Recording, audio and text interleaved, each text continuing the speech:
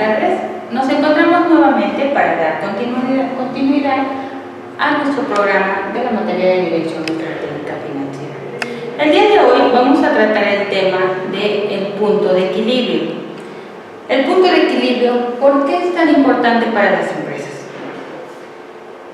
Hay tres preguntas que nos debemos de realizar en una empresa para poder nosotros determinar qué tan factible, qué tan viable va a realizarse algún proyecto, pero sobre todo, cuáles son las ventas pronosticadas para ese proyecto que nosotros queremos llevar a cabo.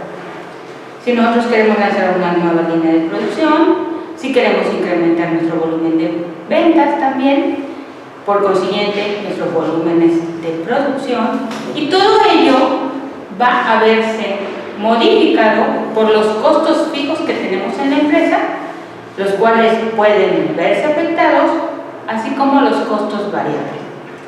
¿Qué respondo con respecto al punto de equilibrio? La empresa, una vez que ya pronosticó sus ventas, como lo hemos aprendido con anterioridad, deberá saber en qué momento sus ventas van a rebasar un límite donde pueda comenzar a tener las ganancias, o bien cuál es el mínimo de ventas que debe tener para no caer en una pérdida. Por otra parte, también debemos de conocer cómo los costos variables están afectando a nuestra parte operativa. Los gastos operativos son indispensables poder determinar cuál es el egreso que debemos cubrir. Si nosotros no tenemos bien definido las condiciones actuales del precio de nuestros productos, no vamos a poder llegar a la meta de los ingresos que permitirán a la empresa cubrir sus costos fijos, así como sus costos variables, y poder tener esa capacidad de llegar a pagar financieramente hablando unos intereses de algún préstamo bancario que se tenga. Por otra parte, tampoco tendríamos la liquidez para pagar los impuestos correspondientes con el área fiscal que también tiene que cubrirse. Vamos más allá.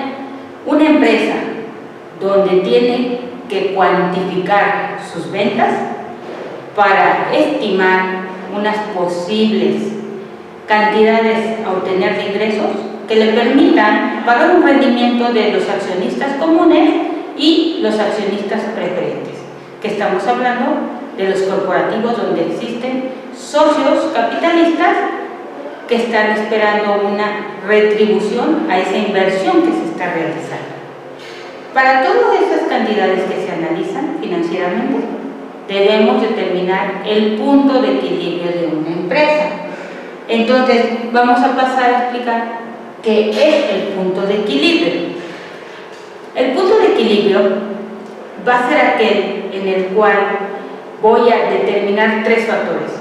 ¿Cuáles son mis costos fijos totales?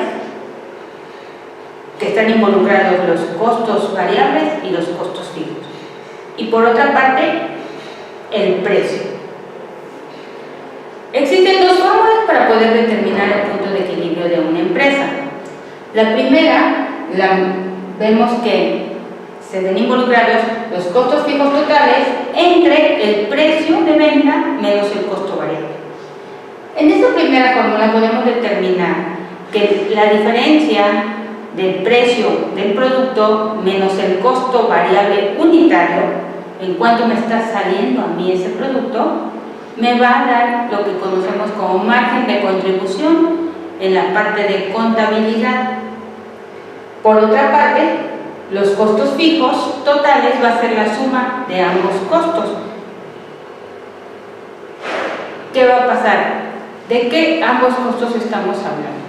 Los costos fijos debo llegar a diferenciar cuáles la empresa está comprometida a pagar, como son los sueldos, como es la renta del local, la papelería que está manejando, pero mucho cuidado. En el caso de la papelería, siempre y cuando el giro de la empresa me permita, ese es un costo fijo, que yo puedo estimar y establecer mensualmente. Si mi giro empresarial, la papelería, va a depender del marketing que realizo, va a depender de la facturación que yo estoy emitiendo, en ese momento la papelería ya no es un costo fijo, sino se vuelve un costo semivariable, porque va a influir cómo estoy manejando yo ese rubro en la demanda de la generación de mis procesos administrativos. Esa parte normalmente no se visualiza y únicamente decimos el costo variable y el gasto fijo o costo fijo está muy diferenciado. No, actualmente hay actividades que más adelante vamos a hablar sobre esa diferenciación. Esa fórmula de la que estamos hablando sobre el margen de contribución, y vemos que existe un ejemplo en este caso. ¿Qué pasa si una empresa tiene unos costos fijos totales de 5,000 pesos? Y tenemos un margen de contribución de diferencial de 2 pesos el producto y 1 peso de costo unitario. El valor que tenemos ahí es de 5,000 unidades en esa fórmula. Eso me permite determinar el punto de equilibrio en unidades. Ahora, ¿cuál es la otra fórmula que podemos aplicar? Si nosotros queremos determinar el punto de equilibrio en pesos o en moneda, tenemos que utilizar los costos fijos totales, que se dividen entre 1 menos los costos variables unitarios, pero los costos variables totales, ¿sí? Y eso lo vamos a dividir entre el precio de venta unitario, pero ya las ventas totales. Por eso, aquí tenemos que si nosotros tenemos un caso donde son 2.500.000 pesos los costos fijos totales, 90.000 pesos los costos variables unitarios, costos variables totales, y 100.000 los ingresos o ventas, entonces el punto de equilibrio mensual para la empresa sería de 25,000 pesos. ¿Qué va a pasar con esta parte? En este caso, en la fórmula donde nosotros estemos aplicando, es indispensable determinar que en una fórmula vamos a ver el costo unitario, en la otra vamos a tomar los costos variables totales. El precio de venta, que se maneja de manera individual en una fórmula, en la otra lo vamos a manejar como son los ingresos o las ventas totales. Esa es la diferenciación de esas dos fórmulas para determinar el punto de equilibrio. En términos de contabilidad de costos, ¿qué vamos a nosotros a diferenciar? ¿En qué punto la empresa va a comenzar a tener las ganancias o utilidades y en qué punto vamos a comenzar a tener pérdidas? Por consiguiente, mis ingresos deben ser igual a la suma de todo lo que yo estoy teniendo como los gastos y los costos de la empresa. Vamos a explicar cuáles son los pasos a seguir en un punto de equilibrio. El primer paso, debemos nosotros saber identificar cuáles son los costos, como en el caso de los gastos de administración, los gastos de venta, los desembolsos que vamos a tener. Una vez que ya tenemos todos esos egresos que la empresa está teniendo, vamos a poder determinar como segundo punto la diferenciación. Este es costo variable y este es costo fijo. Costos variables, ejemplos de ellos. Tenemos todos aquellos cambios en los niveles de actividad de la empresa. ¿Con qué va a estar relacionado un costo variable? Con el número de unidades vendidas, el volumen de producción o el número de servicios realizados.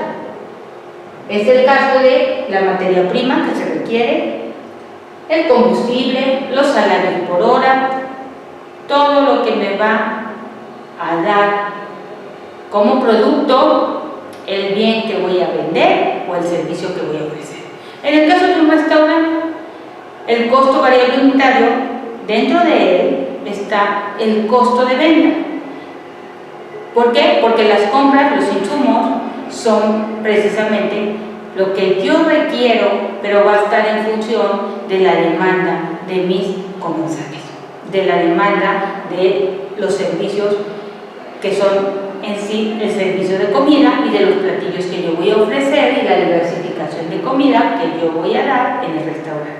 Por otra parte, también en ocasiones, sobre todo cuando estamos hablando del giro de una empresa de servicio, todo aquello que es el pago por horas, que no es una nómina fija, sino que tenemos vendedores, los vendedores, sus comisiones, podemos contabilizarlas como un costo variable unitario, porque si está en función de sus ventas, va a variar acorde a las unidades de los productos vendidos. Ahí estamos diferenciando y haciendo un recordatorio de cuando aprendimos la parte de contabilidad. En una ocasión se decía, bueno, ¿qué relación existe entre la contabilidad y las finanzas?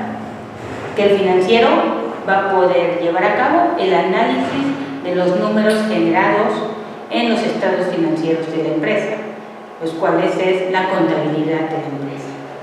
Continuamos. Los costos fijos. Los costos fijos son costos que no están afectados por ninguna variación en los niveles de actividad.